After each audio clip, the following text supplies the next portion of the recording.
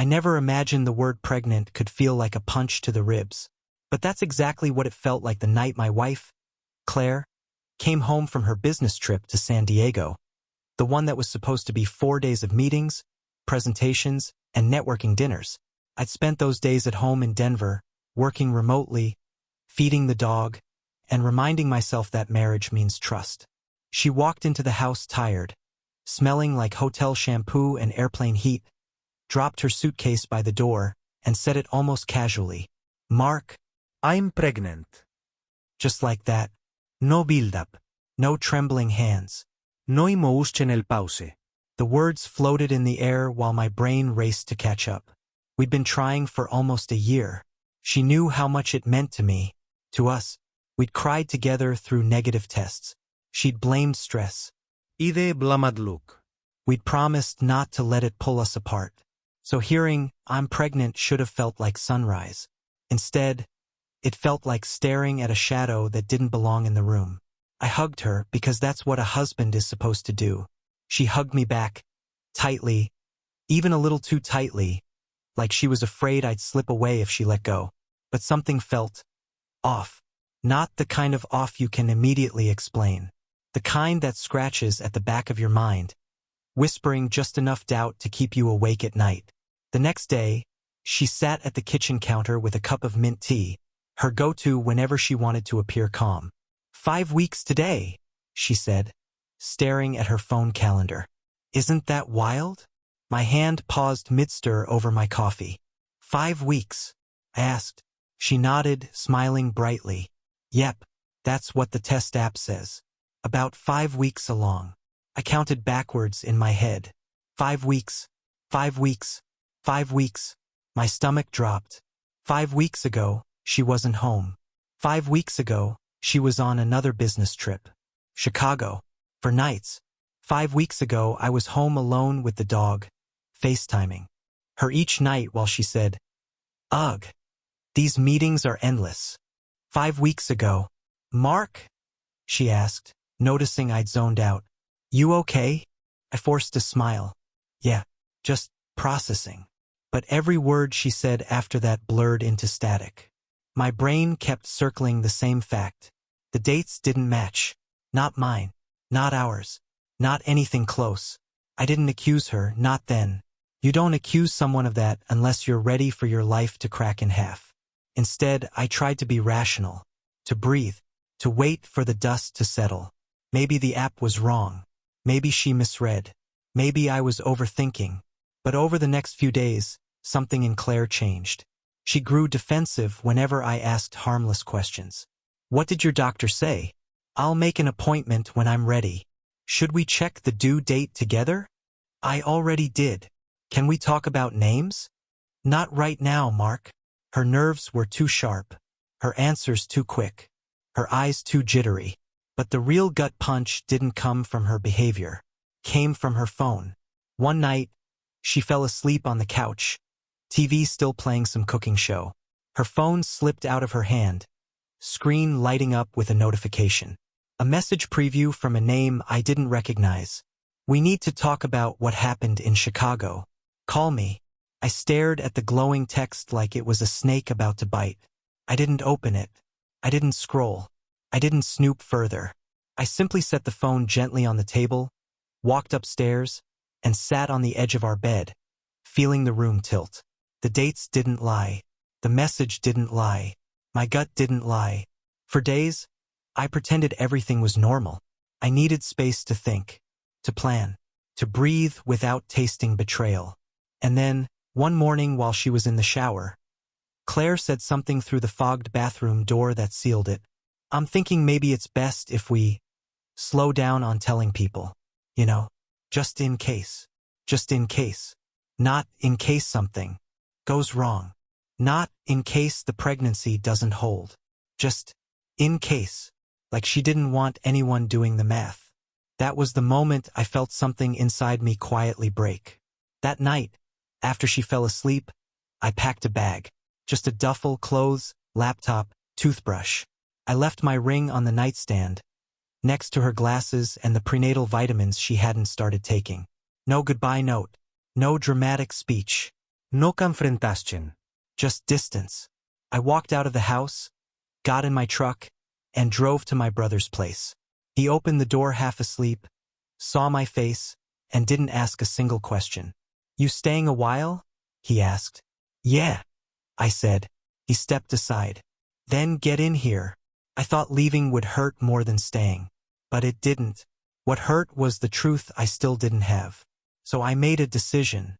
If Claire wouldn't give me the truth herself, I would find it. And 6 months later, after silence, lawyers, unanswered questions, and a trail of clues I didn't expect to uncover, I would return to that house. Not broken, not confused, not begging, but with the one thing she never expected me to bring: solid proof of everything she tried to hide. I didn't go back home the next day, or the next week, or the next month. People think leaving your marriage happens like ripping off a bandage: quick, decisive, done. But real life isn't neat. When you walk out, you don't just leave your partner. You leave the routines, the shared drawers, the half-finished conversations, the dreams you both pretended were still alive. The first few nights at my brother's place felt like sleeping inside a fog. I kept waking up thinking I'd hear Claire brushing her teeth, humming an off-key tune, tossing her hair into a bun while complaining about early meetings. Instead, all I heard was the hum of my brother's refrigerator and the dog barking down the street. My brother, Adam, didn't push me for details. He just handed me coffee in the mornings and beer at night. Classic older brother emotional support. By day 4, though, he finally asked, "You gonna tell me what happened?" I stared at my hands for a minute. "Claire's pregnant." He blinked. "Isn't that good?" "Not if the dates don't line up." Adam didn't say anything for a while. Then he let out a slow whistle. "You think she—" "I don't think," I said. "I know. I just don't have the proof yet." He nodded once, jaw tight. "Tell me what you need." That was the thing about brothers. They didn't sugarcoat, didn't pretend, didn't try to fix feelings. They just showed up. But getting proof wasn't as simple as pointing fingers. I didn't want to accuse Claire unless I was absolutely certain. If I was wrong, I'd be the husband who abandoned his pregnant wife over paranoia. If I was right, well, I needed more than gut instinct and bad timing. So I made a plan, not out of revenge but out of survival. The first step: distance. I knew I couldn't think clearly surrounded by wedding photos and the scent of her shampoo. So I found a short-term furnished rental, a small one-bedroom above a bakery. Cap, quiet, mine. I signed the lease for 3 months, told the landlord I'd probably renew. The second step: documentation. I reviewed every date on my calendar, every business trip of hers, every time she'd claimed she was working late, every time she'd been unusually distant or oddly cheerful. When I plotted it all out, a pattern formed, one I'd ignored because love makes blind spots feel like loyalty. 2 trips, Chicago and San Diego, lined up perfectly with the conception window she'd claimed. 2 trips where I'd only heard from her through brief texts. 2 trips where she'd come back acting slightly different, colder, or oddly warm, or strangely nervous. The third step: answers. And the only way to get answers was to start digging carefully. Claire texted me several times during that first month. "Claire, we can talk when you're ready." "Claire, the stress isn't good for the baby." "Claire, you leaving isn't fair." "Claire, please don't punish me for being scared." I replied only once. "Me, I need space before I decide anything." She wrote long paragraphs after that, but I stopped opening them. By the second month, the tone changed. "Claire, my doctor says I'm 12 weeks. Claire, you can come to the appointment if you want. Claire, I don't want to do this alone." Every message she sent twisted my stomach, because part of me still wanted to believe she wasn't capable of doing what I suspected. That maybe I'd miscounted. Maybe stress had blurred things. Maybe the message on her lock screen was something innocent taken out of context. But deep down I knew, so I didn't respond. Not yet. Instead, I hired a private investigator. Not a dramatic trenchcoat type, Just a retired cop with a calm voice and a decade of experience catching people in lies they swore were harmless. His name was Henry, and he didn't judge. He just listened quietly while I told him the timeline, the messages, the math that didn't add up. When I finished, he nodded slowly. "People lie about dates all the time," he said. "But numbers don't lie. Let me look into it." He didn't ask for drama. He asked for facts. I gave him everything. Over the next 6 weeks, Henry stayed in contact with me. Not daily, but enough. He checked hotel records, travel logs, expense reports. He found the names of the people Claire had met on those trips. He cross-referenced details I didn't even know existed. One day, he asked me a question I'll never forget. "Do you want the truth?" he said. "Or do you want the version that hurts less?" "Just give me what's real," I said. He nodded. "Then sit down." The timeline of her Chicago trip was the first thing he showed me. The hotel she was booked at. The conference she was supposed to attend. The room service charges. The second room key registered at check-in. A second room key she never mentioned. A second room key issued at 9:47 p.m. while she told me she was headed to bed early. Then came the San Diego trip. She stayed at a different hotel than the one listed on her itinerary. Her company didn't sponsor that room. Someone else did. She had charged meals for 2 at restaurants far from the conference center. And the biggest detail, a name that appeared on the bill alongside hers. Someone whose expenses were combined with hers. Michael Blair, coworker. Someone she had once mentioned in passing. Someone she had once described as annoyingly charming. The man from the message preview. I felt my chest tighten as Henry listed the evidence calmly, professionally, like reading weather reports. When he finished, he closed his folder gently. "I'm sorry," he said. I nodded slowly, staring at the floor. "Thank you." But Henry wasn't done. "Your wife had her first OB appointment last week," he said. I obtained the date from the doctor's office. He slid a page across the table. "According to the records, she's not 12 weeks along. She's 17 weeks. The room seemed to tilt. 17 weeks, which placed conception exactly during her Chicago trip. Exactly when I wasn't there. Exactly when she swore she was exhausted from meetings.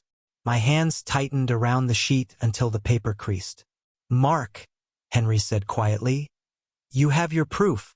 And he was right. I had more than proof. I had truth. Cold, unwavering truth. Took me 2 days to breathe normally again. Another 3 to decide what came next. Claire had no idea I knew anything. She still texted me about doctor visits. She still called once a week, leaving voicemails that swung from guilt to faux positivity. But something changed in her 6th voicemail. She said, "I think I'm ready for you to come home." Not, "I think we should talk." Not, "Can we try counseling?" Just, she was ready for me to come home. Like I'd been waiting in timeout until she permitted my return. That voicemail didn't hurt. It didn't sting. It didn't twist anything inside me. It simply confirmed what I already knew. She wasn't sorry about what she'd done. She was sorry I left. In the 7th voicemail, she added, "My parents want to see you. They think we should sit down together. We can get ahead of any questions about the baby." The baby. Her baby. A baby she expected me to parent out of loyalty or obligation or fear of judgment. But not out of truth. By the time the 6th month hit, the end of the separation period, the point where I had to make a final decision, Henry handed me a sealed envelope containing every piece of proof he'd collected. Receipts, screenshots, hotel logs, phone records, timeline charts. And one more thing, a photo of Claire and Michael together in the San Diego hotel lobby. Laughing, close, comfortable. The image didn't make me angry. It made me certain. That night, I drove back to the house. The one Claire still thought was waiting for me to return. I didn't call ahead. I didn't warn her. I walked through the front gate quietly, the proof tucked under my arm, and rang the doorbell. I heard footsteps, soft ones. Then the click of the lock. The door opened. Claire's face appeared. Tired, hopeful, almost triumphant. Mark, she breathed, eyes filling. You came home. I stepped into the light of the foyer, and she froze, because I wasn't alone. And the expression on my face wasn't love or regret. It was resolve. I held the envelope. Her eyes darted to it. What's that? The truth, I said. Her breath hitched. Mark, please don't do this right now. We're finally. No, I said quietly. You had your 6 months. Now it's my turn. Her face tightened in fear as I handed her the envelope. And as she opened it, seeing page after page of what she had tried so hard to hide, her knees nearly buckled. Tears filled her eyes, but they weren't for the baby. They were for herself. Mark, she whispered, voice shaking. I can. Explain. No, I said. You can answer. Because I didn't come back to be her husband. I came back to end the story, with proof she never expected me to find. Claire's hands shook as she flipped through the pages, receipts, hotel records, timestamps, the smiling lobby photo from San Diego. Each new piece of proof drained more color from her face. By the time she reached the back of the folder, her legs gave out and she dropped onto the edge of the hallway bench. She whispered something too quietly to hear. Speak up, I said softly. I didn't think you'd find anything, she said, voice trembling. I thought I could fix this before you ever knew. You didn't try to fix it, I replied. You tried to hide it. She covered her face with both hands. I didn't know what to do. Panicked.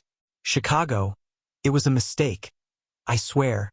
But then San Diego happened and I... Stop, I said gently. You don't owe me a confession. I already know. She dropped her hands, tears streaking down.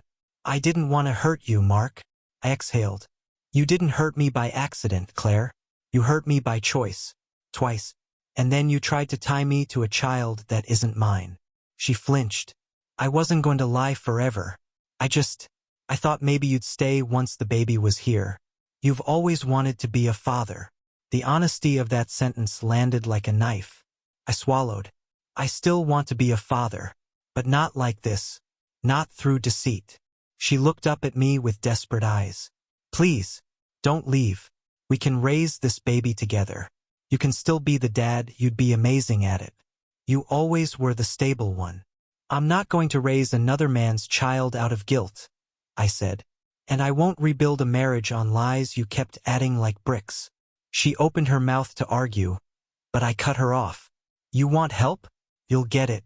I'll support the divorce. I won't humiliate you publicly. I won't tell your parents the details unless you force me. I won't fight you for the house. She blinked, confused. Then what do you want? Peace, I said. A clean ending. And the chance to build a life that isn't built on someone else's secrets.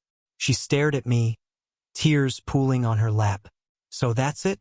You're done. I was done the moment the math didn't lie, I said.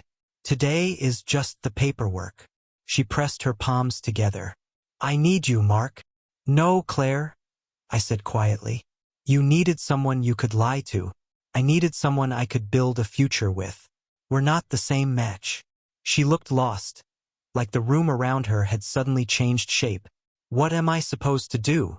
You figure it out, I said, the same way I had to. She wiped her face with the back of her hand. Is there someone else? She asked suddenly. Is that why you're so calm? I almost laughed. Not cruelly, just at the irony. No, I said. There isn't someone else. There's just someone better. Who? She asked, eyes narrowing. Me, I answered. The version of me that doesn't settle for being lied to. She broke down crying again. But this time it wasn't frantic. It was defeated. She knew the truth as clearly as I did. This wasn't a marriage anymore. It was a memory. I reached into the folder and pulled out one last envelope. This one sealed, my handwriting on the front. This is the divorce paperwork, I said. I'm filing it tomorrow. I left your copy here. She stared at it like it was a detonator. I don't want a divorce, she whispered. You wanted options, I said softly. You chose one. I turned to leave, but paused in the doorway. Claire. She looked up, eyes swollen and red. "For what it's worth," I said. "I hope you become the person you were pretending to be." Then I walked out, and for the first time in months, my steps didn't feel heavy. Outside, the evening air was cool, steady, honest. Everything my marriage hadn't been. I got into my truck, rested my hands on the steering wheel, and let the quiet sink in. Not the silence of grief, not the silence of shock, the silence of clarity. Driving away, I didn't feel vengeful. I didn't feel triumphant. I didn't feel broken. I just felt free. A week later, the divorce papers were filed. She didn't contest them. She didn't apologize again. She simply faded into a story I no longer belonged in. I moved back into my small rental above the bakery. Got a new couch. Started jogging again. Met new people. Said yes to opportunities I'd ignored before. Life began to feel like something I was choosing instead of surviving. And months later, long after the dust settled, long after the paperwork was finalized, I ran into Henry again when he was picking up coffee. He gave me a nod. "How's life treating you?" "Better than before," I said truthfully. He smiled. "That's the best outcome anyone can ask for." Walking home with a cup in my hand and a future that finally felt like mine, I realized something. Revenge wasn't exposing Claire. Revenge wasn't proving I was right. Revenge wasn't watching her lies collapse. Revenge was standing in the aftermath, whole, steady, and moving forward. Revenge was rebuilding. Revenge was peace. Revenge was choosing myself. And I did.